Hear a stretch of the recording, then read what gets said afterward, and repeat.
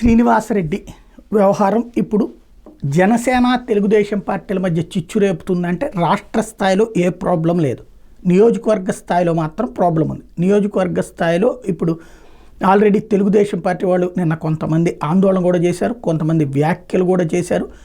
Balineni YSR Congress party తరపున కోవర్ట్గా దీంట్లోకి వస్తున్నారు, ఎన్డీఏలోకి అతను వచ్చి విభేదాలు సృష్టిస్తాడు అన్నటువంటి కోణాన్ని ప్రొజెక్ట్ చేసే ప్రయత్నం చేశారు. అదే సందర్భంలో బాలినేని పోస్టర్లని ఫ్లెక్సీలని చించేయడం, ఆ చించేసినటువంటి ఫ్లెక్సీల మీద యాక్షన్ తీసుకోమని స్వయంగా బాలినేని ఎస్పీని కలిసి కోరడం జరిగింది.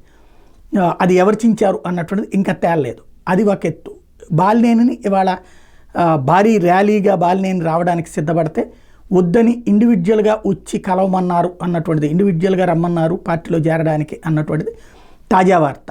ఏం జరుగుతుందో మరి కాసేపట్లో తేలుతుంది.